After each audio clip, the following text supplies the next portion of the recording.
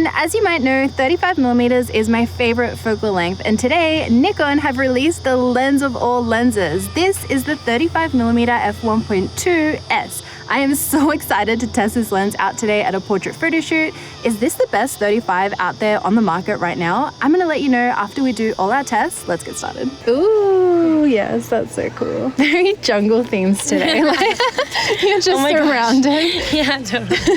It feels like a lifetime ago that Nikon announced this 35mm f1.2 was on their roadmap, and let me be the first to tell you, it was worth the wait. We're going to be putting it through its paces today with lots of unedited 100% crops of the photos I'm taking, some comparison photos with the only other autofocus 35mm f1.2 currently in existence. I also have autofocus tests for video to share with you and plenty more, so stay tuned. Starting off with image quality, I have one thing to say, and that is, wow, this lens is stunning. Some of the photos I captured throughout this photo shoot have such a beautiful 3D pop to them. As you can see from the images I've been sharing so far, this lens is incredibly sharp. You have exceptional clarity and detail throughout the frame, even when shooting wide open at f1.2. I made sure to use this lens wide open throughout my testing with it, as this is the most challenging aperture to achieve accurate focus. I did also take some photos at other apertures, which will come a little bit later on during our shoot. I'm gonna close up headshot because the light is really good right now. This 35mm f1.2 delivers images with strong contrast and accurate true-to-life colors. I edited this entire photo shoot with my disposable film preset pack, which I'll leave linked down below. I kept the colors and tone quite similar to the original photo, as I think the skin tones and overall colors look so great straight out of camera, so I didn't want to change them too much. I also want to say thank you to Nikon Australia for getting this lens in my hands early so I can make this video. This video is not sponsored and they don't get me to say anything. All thoughts, tests, and opinions are completely my own. And then would you want to sit maybe on the floor where your feet are, and then you can put like your elbow up on the ledge. Cool. Sorry, it's so windy here. And then maybe, yeah, that's cool. So while this lens may look beautiful, how does it actually perform? If you keep an eye on the picture-in-picture during this behind the scenes, you'll see that IAF is extremely reliable and sticky on Devon. I had an impressively high ratio of in-focus images with critical focus right on the iris. I'll share with you right here a set of consecutive images I took that gives a good overall indication of what you can expect when you use a lens like this for portraits at f1.2. As you can see, the majority of these photos have critical focus. We also had the added challenge of wind during our shoot, so in some of our locations we had lots of Devon's hair flying around in front of her face. Luckily, that didn't get in the way of autofocus too much. We had a couple of slightly missed focus images, but the majority of shots still managed to catch focus right on her iris. One downside with autofocus isn't actually a fault of the lens, but something I have noticed when it comes to using Nikon cameras for an extended period of time now, and I would love to see this tweaked or improved on in the future, which is why I'm bringing this up. And I'm just going to jump ahead and show you some photos I took to test out backlight, which we'll get to soon. But I noticed the Z8, and this happens with the Z6 III as well, they struggle to focus on the iris when someone is facing away in a profile shot like this. This was such a stunning pose and photo, but most of them had focus too close to her nose or on her eyelashes instead of having the iris in focus. Out of all the images I captured, this is my favorite one, but when you zoom in, you can see the iris is still slightly out. But again, this isn't a fault of this 35 f1.2, as I noticed it can happen with any lens. I want to try and get like a little bit more of the water. Oh yeah, that works there. Next, I want to talk about the build. Look, if you want bokeh, you need to pay the price in weight.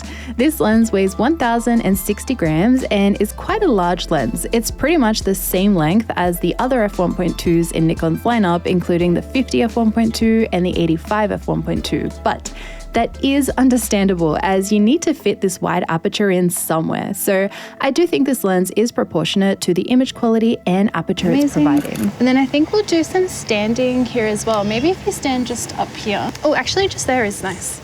Yeah. That spot just works. Yeah. Maybe, do you want to do one if you like kind of hold your hair back? Could work. This 35mm features a focus ring and a customizable aperture ring.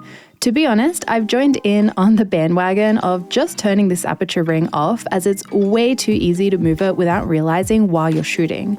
I do like having a physical aperture ring on my lenses as it frees an extra dial off my camera body and it's convenient to change the aperture that way. But it would be nice if maybe there was a bit more friction on the ring, maybe an option between having the ring click or be smooth, because I have to say, it is a shame to simply turn off one of the lens's physical features. Let me know in the comments if you use this ring for something other than aperture too, because I'll test that out next time. Anyway, this lens has 2 customizable buttons, an AF to MF switch, and an 82mm filter thread. We have an aperture range of f1.2 up to f16, and this lens has a minimum focus distance of 30 centimeters. And how would it look also if you like crouch in there too? This potential? Yes, that's so cool. Oh, I love that.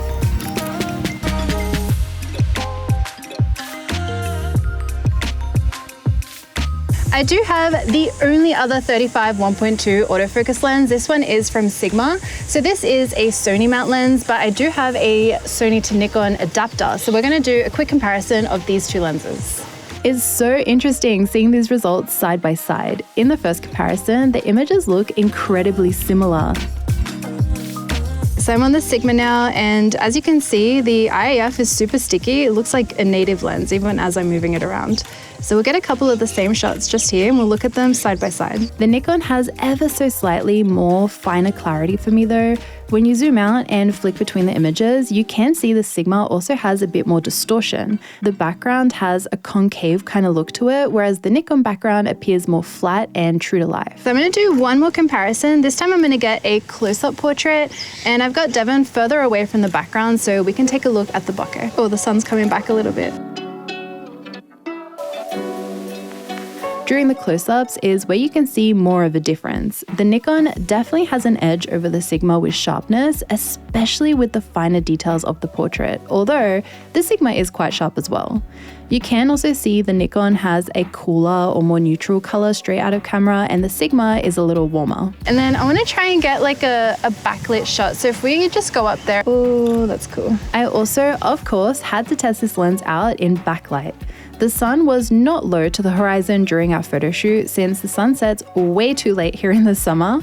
This lens had no problems focusing in this bright backlit situation. I had the same in-focus ratio during the backlit scenarios as I did for any other lighting conditions we shot with. The backlit photos are nice and contrasty. Devon really pops in these images. This lens makes use of 3 anti-flare coatings. There was only one spot earlier in our shoot where the backlighting was quite glary, causing a very washed out look to the photos. I was able to easily bring that contrast back in post, and you'll see in a moment that even during a strong golden hour, the images retain contrast. So those shots could have been an anomaly due to the weather we're having in Sydney at the moment. It was quite a sunny day, but with very thin clouds passing through the sky, causing the sun to be super glary.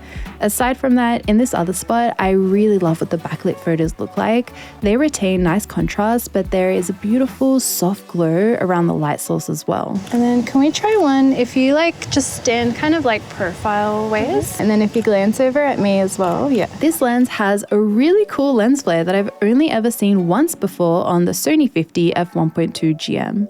I love that this 35mm has a circular flare with a really fine line, as it looks very elegant and would be easy to incorporate into your photos if you're after this kind of style. So I think it'd be cool if you sat here like cross-legged, like yoga sitting. Oh, that looks so good. And actually you can see a little bit of the water in the background. Finally, let's take a look at bokeh and chromatic aberration before moving on to video. This lens features 11 rounded aperture blades, so the bokeh is round and smooth when using it wide open at f1.2 to about f2. When you bump your aperture down to f2.8, you can start to see some sharp edges to the bokeh, which becomes slightly more prominent the more you step your aperture down. The bokeh is super clean, and I absolutely love what it looks like during our portrait session. The out of focus fallout is absolutely gorgeous as well. Since this lens is so finely sharp, this out of focus transition just looks so buttery smooth. I love it. So I'm gonna get a couple of shots at f2 while we're here in the sun as well, just so we can see what those look like and the sharpness level Now, this lens does actually have some chromatic aberration, which I was a little surprised about, I'm not gonna lie. All the images taken in slightly more overcast weather look great, so even if you zoom in and look around the edges of the bright sky here, the images are clean with no fringing. When we were shooting with backlight though, you can see some purple fringing in Devon's hair. In some shots, it's quite minor, but luckily, even in the photos where the fringing is very prominent, it's still easy to completely remove in editing. But that is an extra step you need to take in editing. And I'll get one further away if you wanted to cross that leg again. So, is this the best 35mm on the market right now? I think it is incredibly close, and this is indeed one of the best 35mm lenses out there to consider. It will of course always come down to personal preference on image quality and what camera system you prefer to shoot on. While this lens may have the edge in image quality and aperture, you do also need to consider its size and weight and whether that extra f1.2 compared to f1.4, which is what most manufacturers offer for their highest end 35, is worth it to you.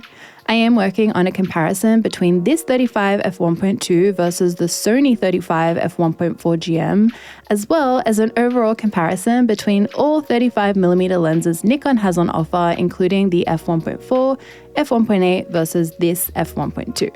I'll be editing and uploading those videos in the coming weeks, so please keep an eye out for them. Last but not least, let's see how this lens performs for video. So let's jump into some autofocus tests that Dan and I recorded on another day. Paired with the Z8, this 35mm is extremely fast at keeping up with a moving subject. It does a great job at keeping up while I'm walking towards and away from the camera. I did notice it struggles to keep up with autofocus when I am at a close-up distance away from the camera, so as I move forwards and back, you can see the focus slipping quite a lot. This lens is much stronger with video focusing when the subject is slightly further away from the camera, so during these mid-length shots, you can definitely rely on autofocus to keep the shot nice and sharp and to follow around the subject accurately. Just like stills, this lens looks absolutely beautiful for video as well. The lens looks nice and sharp for video, the bokeh looks great, and I personally really love the soft look of shooting at f1.2 as it can be quite flattering for portraits. This lens has a nice amount of contrast straight out of camera. These autofocus shots were all done in standard picture profile, by the way, with the contrast lowered slightly. And please keep in mind, I am using an ND filter for these video shots, so it's more accurate to see the contrast and colors of this lens during the photography segment of this review. But I found that the contrast and colors remain consistent whether we're shooting in overcast weather or when the sun pops out like it did halfway during filming these autofocus tests. Overall, the autofocus of this lens is very snappy and responsive. I did have the Z8 set to responsive and continuous autofocus with the fastest transition so we can see the pace of this 35. That is all I have for today's review. Let me know what you think of this lens. Is it as magical as you imagined it would be? Let me know also which ones were your favorite photos. But as always, thank you so much for watching. I make new videos every single week, so I'll see you all next time. Bye.